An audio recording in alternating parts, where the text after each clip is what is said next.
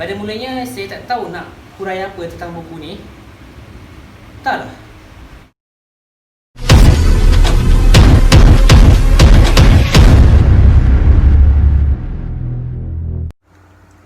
Bismillahirrahmanirrahim. Assalamualaikum warahmatullahi wabarakatuh. Saya ucapkan kepada anda semua dan diharapkan anda semua dalam keadaan yang sihat sejahtera. Terlebih dahulu saya kenalkan diri saya. Nama saya Muhammad Ridwan bin Saidin yang bernombor matrik D2018-2086-206. Dan insyaAllah pada hari ini saya akan membuat sedikit ulasan buku yang mana ianya berkisar tentang dakwah. Dan kita sedia tahu dakwah ini adalah merupakan suatu perkara yang sangat penting, khususnya di Malaysia. Ditambah pula dengan tanggungjawab kita sebagai seorang Muslim untuk menyebarkan risalah baginda Nabi. Jadi tajuk buku kita pada hari ini adalah Cabaran Saudara Baru di Malaysia, yang mana saya akan cuba serba sedikit untuk menghurai dan merungkai tentang isi yang ada dan perkara yang ada dalam buku tersebut. Seperti yang anda lihat di tangan saya ini, inilah buku yang saya maksudkan tadi. Dan ia merupakan sebuah karya daripada Muhammad Ridwan T. bin Abdullah, ataupun sedikit latar belakang saya akan sebutkan sebentar lagi, yang mana beliau ini merupakan seorang Cina mu'alaf dan beliau mula memeluk Islam seawal usia 20 tahun. Muhammad Ridwan T. Abdullah ini ataupun nama asalnya Ridwan T. Chuan Seng, berasal daripada kampung Kota Setia, seberang Perak. Telah mendapat pendidikan awal di Sekolah Kebangsaan Kota Setia dan telah melanjutkan pelajarannya di peringkat menengah di SMK Bagan Datoh pada tingkatan 1 sehingga ke tingkatan 3, dan SMK Tun Abdul Razak Selekoh pada tingkatan 4 sehingga ke tingkatan 5, dan SMK Seri Perak Turi Intan pada tingkatan 6. Dan beliau merupakan seorang graduat ijazah sarjana muda dalam bidang sejarah dan sains politik dan master di Universiti Kebangsaan Malaysia UKM, serta telah membuat PhD-nya di Universiti Putra Malaysia dalam bidang politik dan kerajaan. Dalam penulisannya, saya kerap kali melihat bahawa beliau sering mengkritik tentang penduduk yang bukan Melayu ataupun bukan Islam di negara ini. Dan beliau telah banyak menulis buku-buku yang saya kira tidak kurang hebatnya. Antara buku-buku beliau adalah seperti ini dan ini. Sebelum kita masuk kepada perbahasan isi, saya ingin cerita serba sedikit bagaimana saya mendapatkan buku ini. Adalah ketika mana saya pergi ke kedai buku untuk membeli barang keperluan lain. Saya tidak berniat untuk membeli buku pada mulanya, tapi setelah terpandang tajuk yang ada pada buku ini, dia membuatkan saya tertarik. Dan saya berfikir alang-alang dah masuk ke kedai buku dan tajuk buku ini menarik. Dan saya fikir, yalah, ada tugasan yang berkaitan dengan buku tersebut. Jadi saya pun beli tanpa berfikir panjang. Selanjutnya kita pergi kepada bahagian fizikal buku ini terlebih dahulu. Pada pertama kali saya melihat buku tersebut, dari segi rupa paras, saya lihat buku ini adalah agak sedikit lama. Dan mungkin kerana faktor usia, buku ini saya dapatkan dengan harga RM13.40, walaupun pada harga asalnya di belakang ini tertera RM26.80. Suatu harga yang sangat jauh beza dengan harga asal. Dan saya kira buku ini turun harganya dengan sedemikian oleh kerana, macam saya katakan tadi, faktor luaran buku ini yang agak sedikit lama. Dan mungkin sebab itulah harga ini menjadi turun. Menurut saya juga buku ini adalah biasa-biasa saja, tidak terlalu menarik perhatian saya. Namun saya lebih tertarik, macam saya katakan tadi, tertarik hanya kepada tajuk sahaja. Dan saya kira buku ini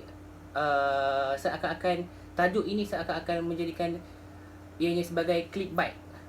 Kita tertarik dengan sebuah tajuk yang menjadikan kita tertarik untuk beli buku ini. Tapi dari segi cover ataupun latar belakang dan hiasan buku tersebut, saya kira masih kurang menarik.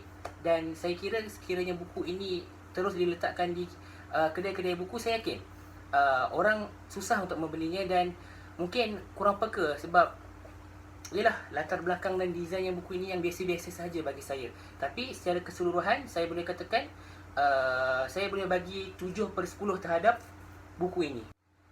kita beralih daripada segi pemilihan font dan segi luarannya.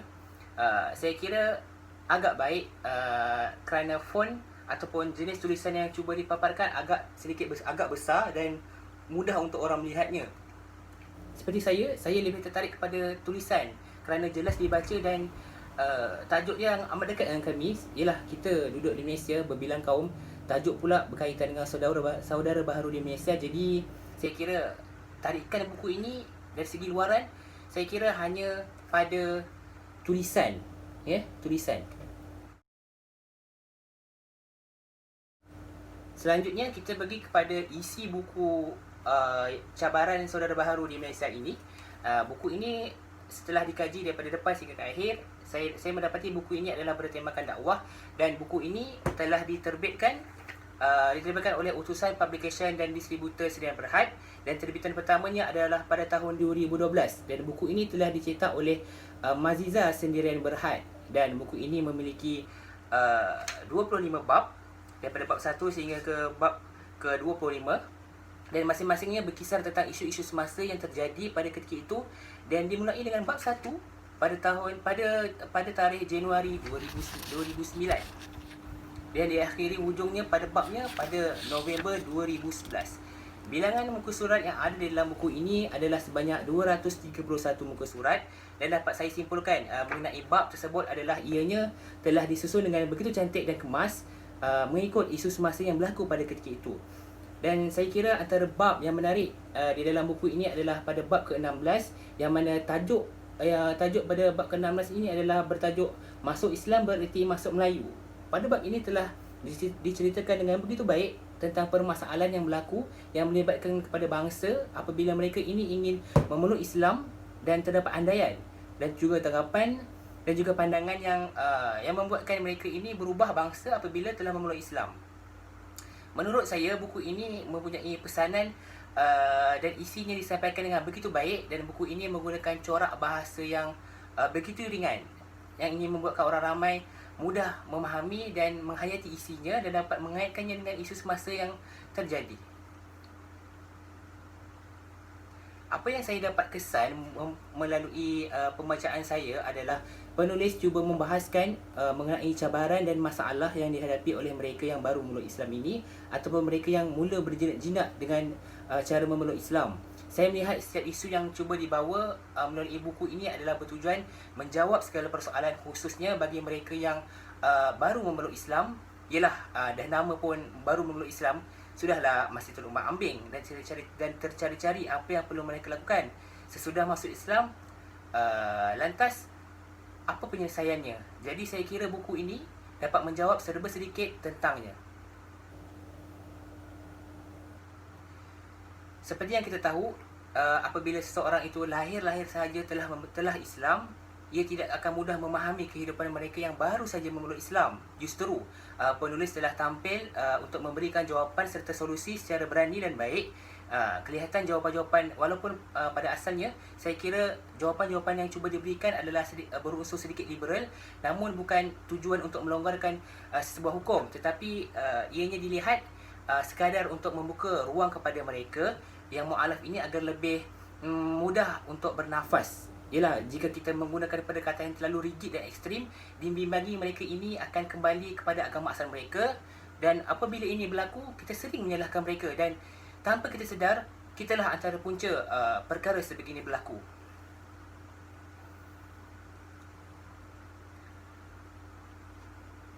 Jadi pada kesimpulannya, saya kira buku ini sangat menarik untuk kita hayati dan fahami maksud sebenar yang ada dalam buku ini.